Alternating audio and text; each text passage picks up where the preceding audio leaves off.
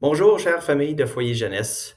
Euh, j'ai partagé cette présentation avec tous les élèves lundi passé, 9 mars, et je pense que c'est important que je partage avec vous aussi.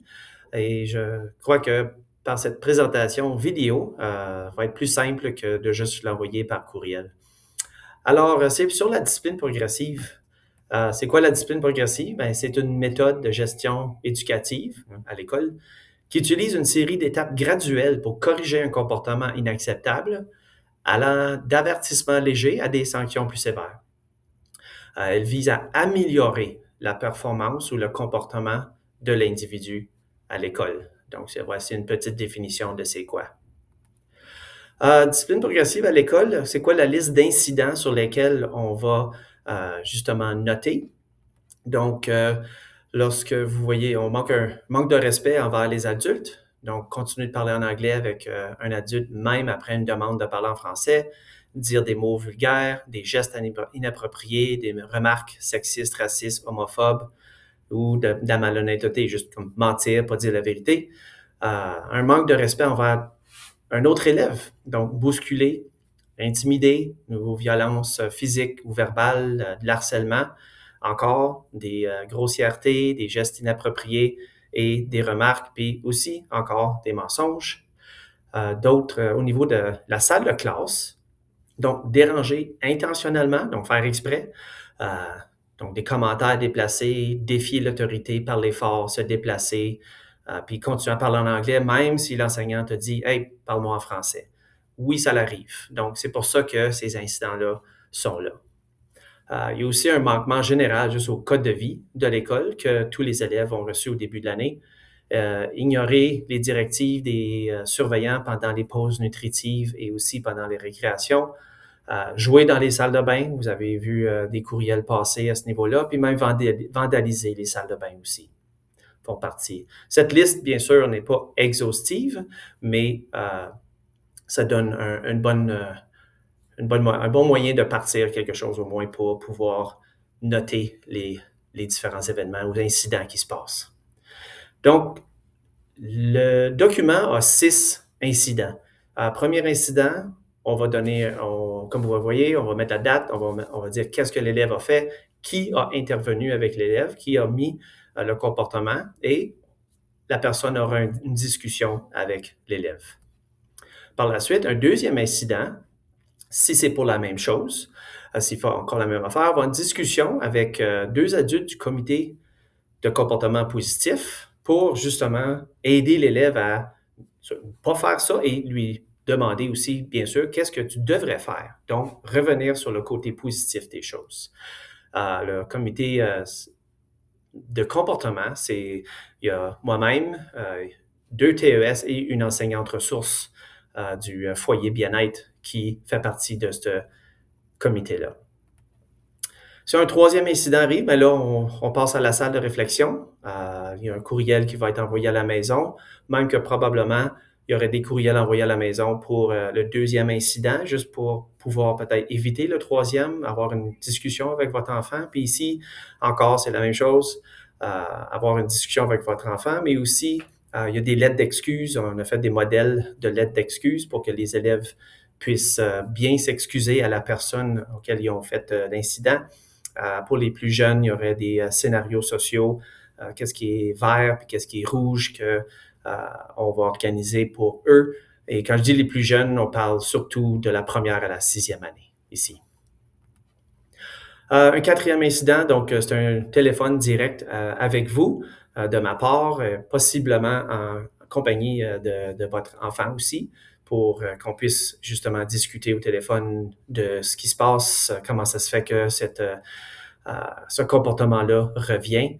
Et encore, tout ceci revient dans un but de transparence avec vous pour pas qu'il y ait de surprise rendu au quatrième incident.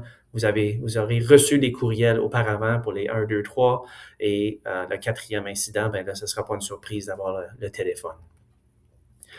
Si on se rend au cinquième incident, là, on parle de discipline alternative. La discipline alternative, on parle d'un projet pour justement sensibiliser l'élève et aussi ce projet va pouvoir sensibiliser les autres élèves sur le comportement voulu ou non désiré.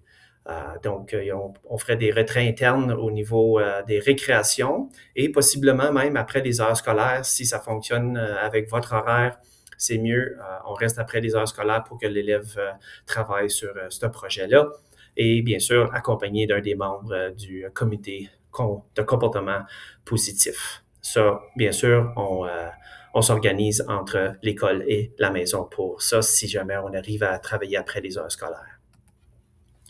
Si on arrive au sixième incident, ben là, on a une rencontre avec les parents en présentiel pour trouver des solutions pour le bien-être de l'élève. Parce que si on se rend à un sixième incident pour la même chose, ben là, il y a quelque chose qui se passe. Donc, on a besoin d'une collaboration entre la maison et l'école.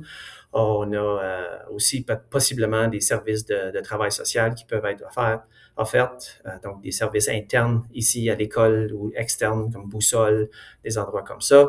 On peut toujours commencer un tableau de progrès au quotidien, ce qui est un tableau avec un système de points, vraiment découper la journée pour démontrer à l'élève qu'il peut avoir des réussites. Au pire, si on voit que ça va trop loin, des petits travaux communautaires ici à l'école pour appuyer des membres du personnel, que ce soit faire du découpage pour les madames, que ce soit du lavage de table, des travaux avec la conciergerie pour pouvoir remettre le temps qu'il aurait perdu aux membres du personnel en raison de son comportement. Et si on arrive à ça, comme tantôt on a mentionné, les sanctions plus graves, on parle de suspension interne ici à l'école ou externe possible. Mais ça commencerait comme ça. Donc voici la liste au complet. Les enseignants ont déjà commencé à l'utiliser. Des courriels vont être envoyés à la maison bientôt pour que vous puissiez commencer à avoir justement des discussions avec vos enfants.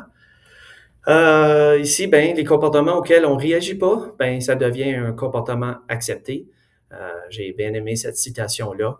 Donc, que ce soit à l'école, à la maison, à l'aréna, si on n'intervient pas et on ne réagit pas, ben, ça veut dire que l'enfant croit que c'est correct puis il va le faire. Il y a aussi, il faut qu'on parle des facteurs atténuants. Facteurs atténuants, c'est parfois, il y a certains élèves qui ne peuvent pas contrôler ce qu'ils font, donc il faut qu'on prenne ça en ligne de compte. Ils ne comprennent pas ce qu'ils font a une répercussion sur quelqu'un d'autre. Alors, c'est tout de l'apprentissage, c'est tout de l'enseignement qu'on veut essayer de faire avec ce comité-là pour rendre notre école un endroit où que tout le monde se sent en sécurité pour venir à l'école. Puis finalement, la dernière diapositive pour les élèves, c'est à eux maintenant de faire les bons choix. Donc, je vous remercie bien d'avoir écouté. Je vous remercie de faire les suivis à la maison lorsque vous recevez un courriel. Ça va être en forme PDF, donc ouvrable n'importe où, avec les informations, l'enseignant qui a intervenu. Et puis, si vous avez des questions ou des commentaires ou quoi que ce soit, vous pouvez bien sûr me rejoindre à l'école et on peut en discuter. Mais je crois que ceci va vraiment aller c'est dans le but d'une transparence et dans le but de vous informer de ce qui se passe à l'école et puis pour aller de l'avant au niveau positif. Alors, je vous remercie beaucoup et je vous souhaite une belle continuité.